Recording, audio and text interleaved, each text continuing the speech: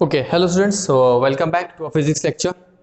We were discussing about the chapter Newton's, that is force and laws of motion. We have seen the concept of force. Okay. After that, we have seen the laws of motion. What were the laws of motion? That Newton's contribution towards the chapter force and the laws of it. We have seen Newton's first law, second law, and third law. Let us have some brief discussion on it. Newton's laws of motion. Newton's laws of motion. Okay. First law was based on inertia. First law was based on inertia, that was rest and motion. Okay. Second law was based on the concept of force is directly proportional to acceleration, in which mass was constant. We have seen that. And also the concept based on momentum. हाँ है ना, चीजें clear है. And third law, last and the third law was based on the reaction force, on the reaction force that is equal and opposite reaction, equal and opposite reaction. These were the three laws we have seen till now. Okay, अब क्या होता है, second second law and third law से एक new law generate होता है by using this combination. ठीक है, इन दोनों के कंसेप्ट को जब हम पढ़ते हैं तो एक थर्ड लॉ जनरेट होता है, इसे हम कहते हैं law of conservation of momentum. ठीक है, law of conservation of momentum.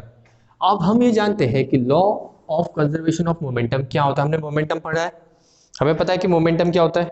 चीजें क्लियर है. मोमेंटम क्या था, what was the formula for momentum. Momentum was described denoted by p and it was mass into velocity. यही था momentum, mass into velocity. Okay, अब law of conservation of momentum को समझने के लिए एक कंसेप्ट समझते सबसे पहले. चीजें क्लियर है. ओके, ये मिटा दे. ये समझ में आ गई चीजें. हम क्या पढ़ने वाले हैं, law of conservation of momentum की हम स्टडी करेंगे. ओके,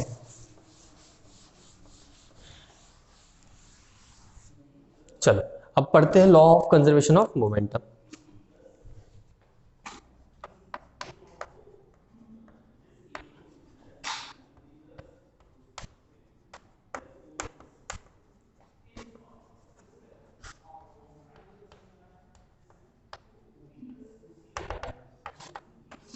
ठीक है, law of conservation of momentum पहले क्या कहता है ये देखते हैं.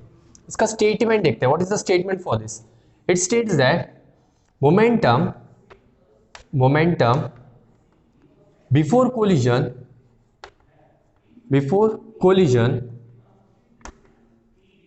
between any two bodies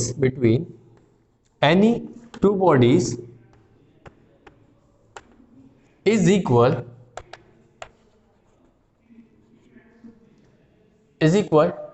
to the momentum after collision. इसका मतलब क्या हुआ, इसका मतलब ये हुआ कि law of conservation of momentum ये कहता है कि अगर कोई दो ऑब्जेक्ट कोलाइड हो रहा है, ठीक है, मतलब टकरा रहा है, तो momentum before collision and after collision will be equal. ठीक है, अब इसको हम डायग्रामेटिकली समझते हैं कि ये क्या कह रहे हैं, इसका मतलब क्या होता है. चीजें क्लियर है. Okay,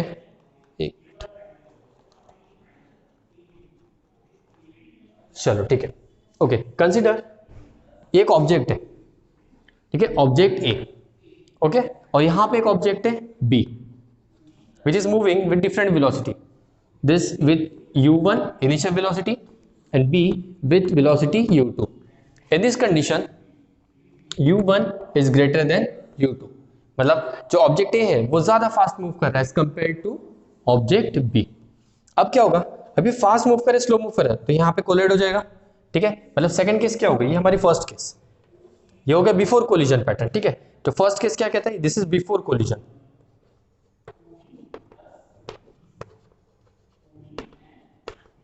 before collision. ओके, अब कोलाइड हो गया. अब सेकंड केस क्या होगा, कोलिजन हो गया. सेकंड केस हमारा क्या होगा, कोलिजन. इसमें हम क्या करें, दो ऑब्जेक्ट है, फिर से same object, that is object A and object B. अब क्या हो गया, object A and object B collide हो गए, object A and object B dash हो गए, तो क्या करेगा, ऑब्जेक्ट ए बी पे फोर्स अप्लाई करेगा, that will be force applied by A on the object B. चीजें क्लियर है? अब न्यूटन थर्ड लॉ क्या कहता है, इक्वल एंड अपोजिट रिएक्शन, तो बी भी अप्लाई करेगा, so same B will apply force on object A, force by B on object A, ऐसा ही होगा। चीजें क्लियर है? ये होगी second state, that is intermediate. अब थर्ड केस क्या होगा, after collision.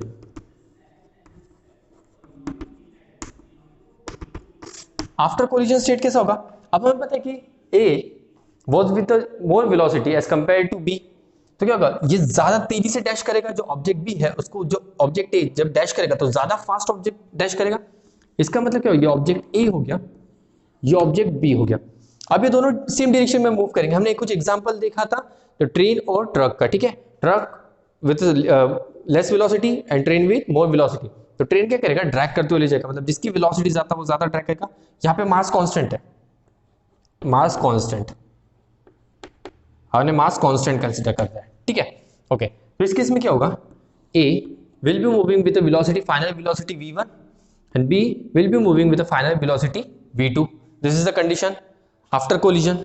Okay, according to our law of conservation of momentum, what does it state, that momentum before collision and after collision is equal, ठीक है। So let us derive this expression by using this terminology. Okay, before collision क्या था, mass of A into velocity of A, this was the momentum of object A before collision, mass of A into velocity of A plus और एक object था हमारे पास B, इसका भी एक momentum रहेगा, that is mass of B into velocity of B। ये चीजें क्लियर है? ये हो गई before collision concept. Will be equal, is equal to the momentum after collision. After collision क्या होगा, m into a into final velocity of a plus m of b into final velocity of b. So this is a mathematical statement for the law of conservation of momentum. We said that momentum before collision of देखो momentum दोनों object में तब because they were moving, momentum of A and momentum of B, तो हमने इसको add कर दिया। चीजें क्लियर है? is equal to the momentum of object after collision, that is of A and of B.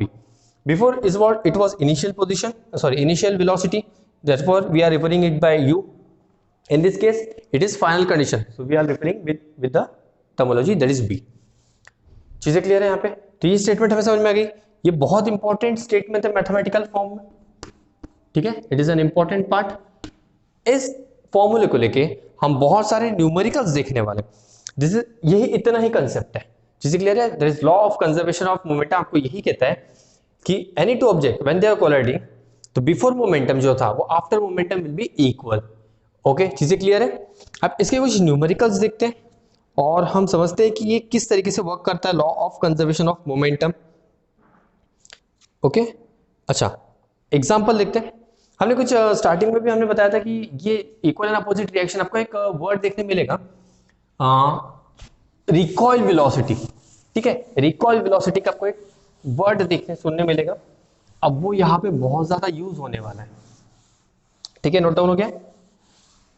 चलो ओके, अब हम पढ़ते हैं, कुछ न्यूमेरिकल्स करेंगे इस पर्टिकुलर फॉर्मूले पे, ठीक है। अब फर्स्ट न्यूमेरिकल हम पढ़ते हैं। Find the recoil velocity of a gun having mass equal to 5 kg if a bullet of 25 gram acquires the velocity of 500 meter per second. Find the firing from the gun. Okay, question से सबसे पहले हम given लिखेंगे। Given में क्या लिखा है? Given state that mass of gun, mass of gun कितना गिवन है? 5 kg, 5 kg ना, हाँ, मास of gun is 5 kg, mass of bullet is 25 ग्राम। ये केजी में ग्राम में, जिसको तुरंत यहीं पे कन्वर्ट कर देंगे, that is divide by 1000, it will be 0.025 kg। हाँ है ना? चीजें क्लियर है? ओके, इसके बाद उन्होंने कहा है कि you have given the velocity of bullet, it is 500 metre per second. Okay, now they are asking to find recoil velocity. To find recoil velocity, it means that we have to find the velocity of gun. Recall velocity क्या होगी, gun की होगी. ठीक है, अब solution देखते हैं. पहले तो हम डायग्रामेटिकल रिप्रेजेंटेशन इसको समझने की कोशिश करते हैं क्या हो रहा है. ठीक है, अब हम एक स्टेटमेंट, ये डायग्रामेटिकल रिप्रेजेंटेशन देखते हैं. ये आपकी गन है. ठीक है, अब क्या हो रहा है, इस गन में पहले एक बुलेट है at initial position. You are having bullet in this. Okay, अब सेकंड, ये इनिशियल पोजीशन, फर्स्ट पोजीशन. ठीक है, अब सेकंड पोजीशन क्या हुआ, आपने फायर कर दिया. सेकंड पोजीशन में आपने फायर कर दिया.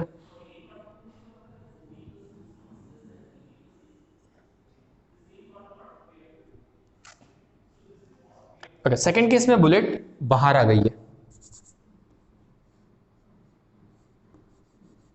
ये हो गई बुलेट. ठीक है, ये फर्स्ट केस, वो सेकंड केस. ठीक है, अब फर्स्ट हमें पता है कि अगर ये मोमेंटम है तो मोमेंटम क्या होता है, लॉ ऑफ कंजर्वेशन मोमेंटम क्या कहते हैं, momentum before collision and after collision equal होता है. ठीक है, this is our initial position, this is our final position.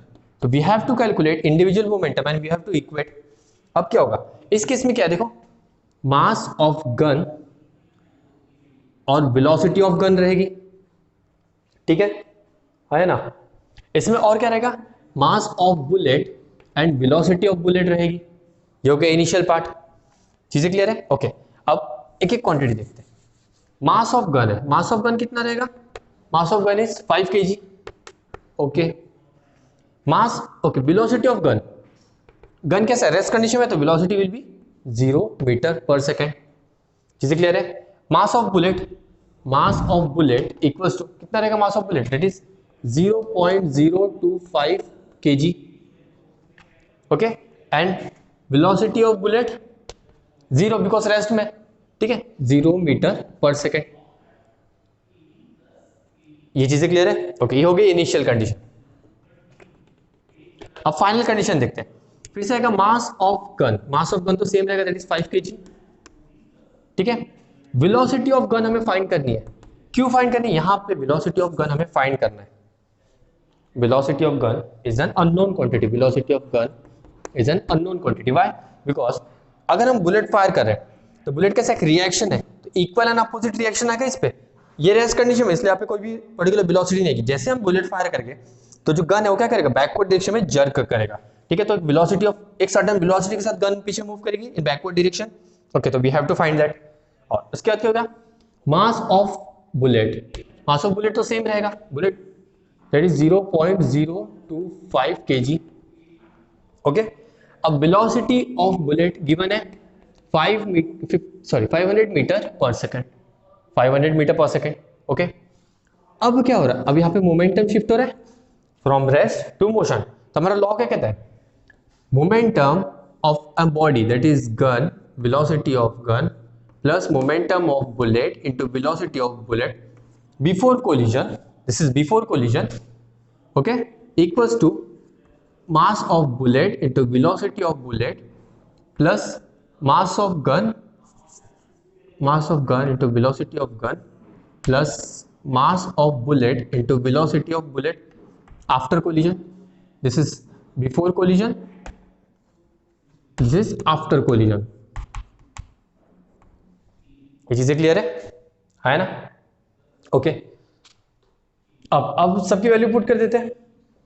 क्या था, 5, velocity of gun was 0 plus mass of bullet is 0.025 kg into mass velocity of bullet is 0 equals to mass of gun is 5, velocity of gun we have to find, velocity of gun find करना है. recoil velocity मतलब velocity of gun after firing होती है.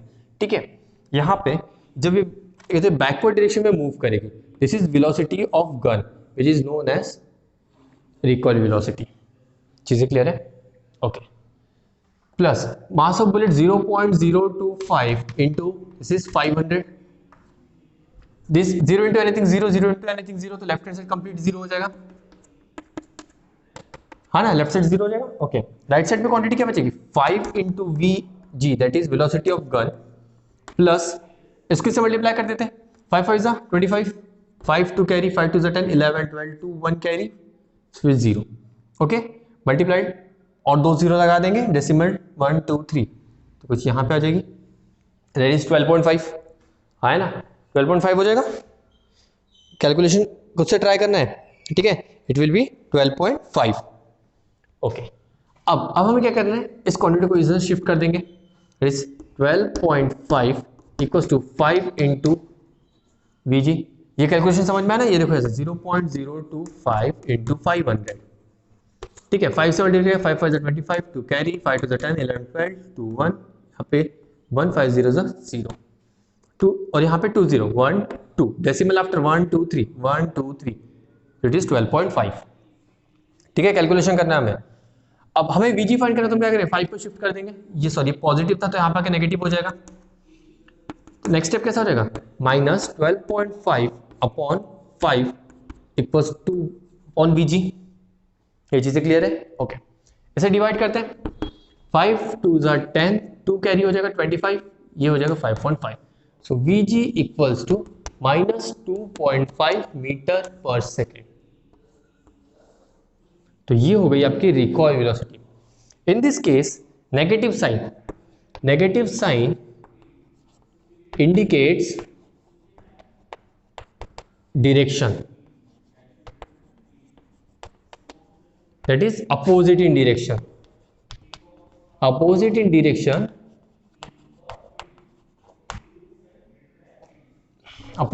देखो gun forward direction में move करिए और sorry bullet forward direction में मूव करिए और गन बैकवर्ड डायरेक्शन में तो अपोजिट इन डायरेक्शन है negative sign indicates the direction is opposite okay opposite in direction ये चीजें क्लियर है इस तरीके से हम मोमेंटम का कोई भी एक न्यूमेरिकल सॉल्व करते हैं चीजें क्लियर है समझ में आ गया बहुत इजी था ठीक है बस हमें फॉर्मूला पता होना चाहिए before collision after collision we have to equate as simple as that जैसे हम इक्वेट कर देंगे फिर ऑटोमेटिक सेम मैथमेटिक्स यहाँ पे सॉल्व होती है ठीक है मैथमेटिक्स के थ्रू आप इसको सॉल्व कर सकते हैं ठीक है और एक एग्जाम्पल को हम समझते हैं ठीक है और एक एग्जाम्पल लेते हैं इस कंसेप्ट को समझने के लिए ये बता दें ओके चलो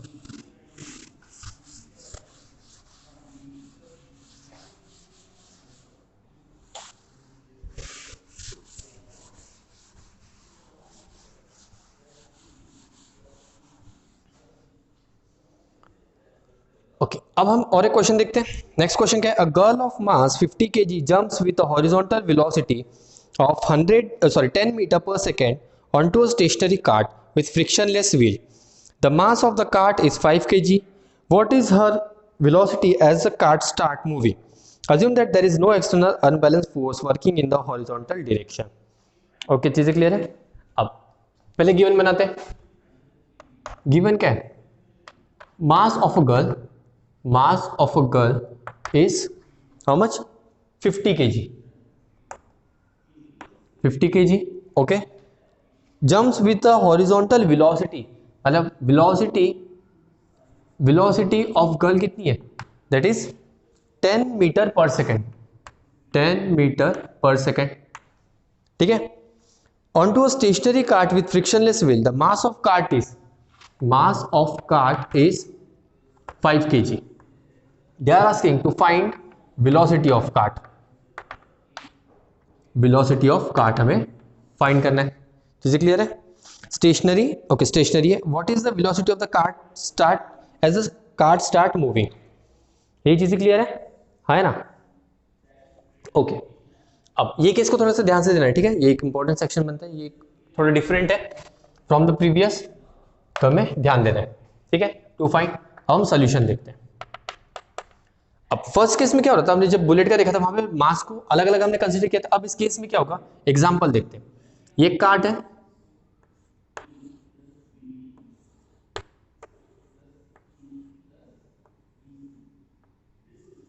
ठीक है ये कार्ट है अब यहां पे एक जैसे गर्ल ठीक है उस वेट इज 50 kg उस weight is 50 kg okay weight is 50 kg अब क्या हो रहा है दिस गर्ल यहां पे जंप कर रही है ठीक है ऑन द कार्ट जंप कर रही है विथ अ वेलोसिटी क्या हो वेलोसिटी है 10 मीटर पर सेकेंड अब ये कार्ट इसकी फोर्स की वजह से मूव करना शुरू कर दी, तो सेकंड स्टेज, ये इनिशियल स्टेज हो गई, ठीक है। सेकंड स्टेज कैसी रहेगी?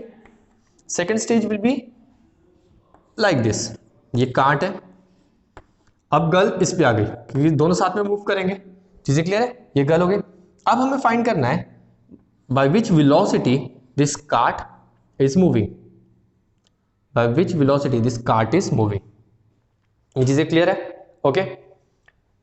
मास ऑफ कार्ट कितना था? Mass of cart was 5 kg, तो यहां पे भी सेम रहेगा, mass of cart equals to 5 kg, ठीक है।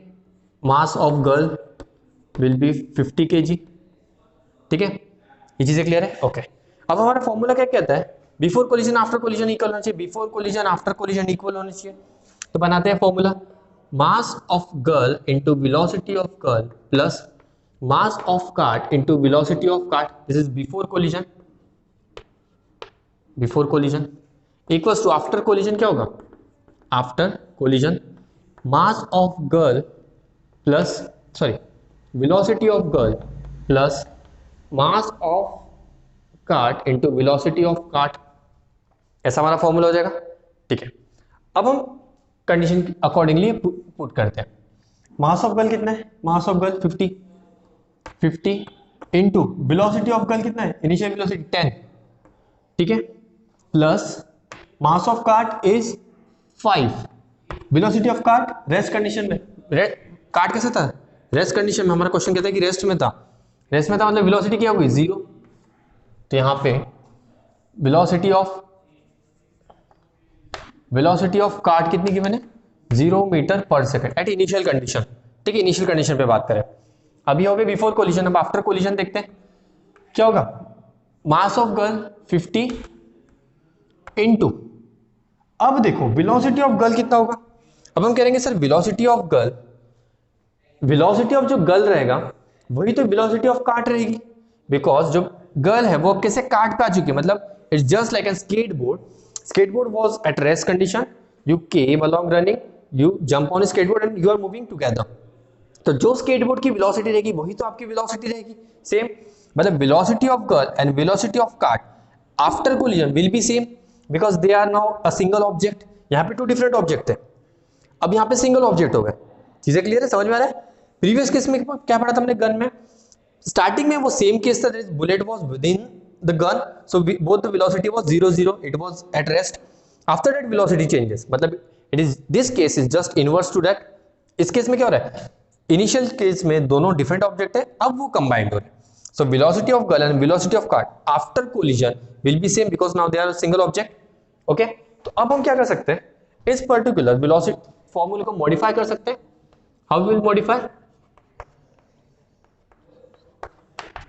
mass of girl plus mass of cart into velocity, because we know that velocity is now equal, both the जो object है girl and a cart now are a single object, तो दोनों की जो velocity रहेगी now this will termed as combined velocity, this will termed as combined velocity, important है, कभी कभी आपको क्वेश्चन में पूछेगा what is the combined velocity of that object, combined मतलब क्या हो, दोनों ऑब्जेक्ट जब कंबाइंड हो गए तो इसको हम कंबाइंड वेलोसिटी कहते हैं, जो वेलोसिटी कार्ट का रहेगा वही वेलोसिटी गर्ल का रहेगा, जो वेलोसिटी गर्ल का है वही कार्ट का, because now they are same object. इसी पर्टिकुलर बाइक है, अब आप जंप करोगे बाइक पे तो बाइक की जो वेलोसिटी रहेगी वही तो आपकी वेलोसिटी रहेगी, because you are attach with that, तो सेम रहेगा, तब दोनों की अलग अलग वेलोसिटी हो सकती है क्या, नहीं, वेलोसिटी विल बी सेम, तो हमने कॉमन के लिए इसको जैसे v से टर्मिनोलॉजी v कह दिया, v फाइंड करना है, ठीक है, तो इनटू यहाँ पे इनटू हटा देंगे, तो इस according to formula this modified formula क्या हो गया, mass of girl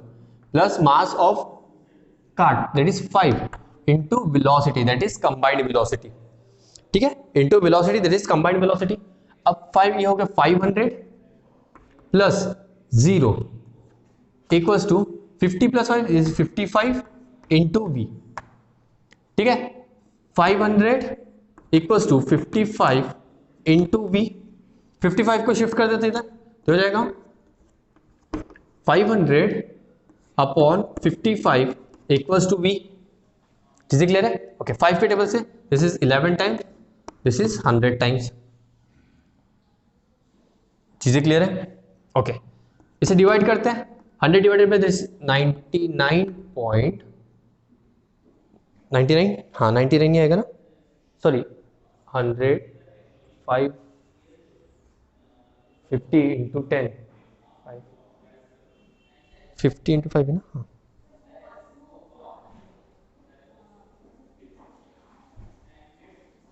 One minute, there's something which I have skipped on. This is 0.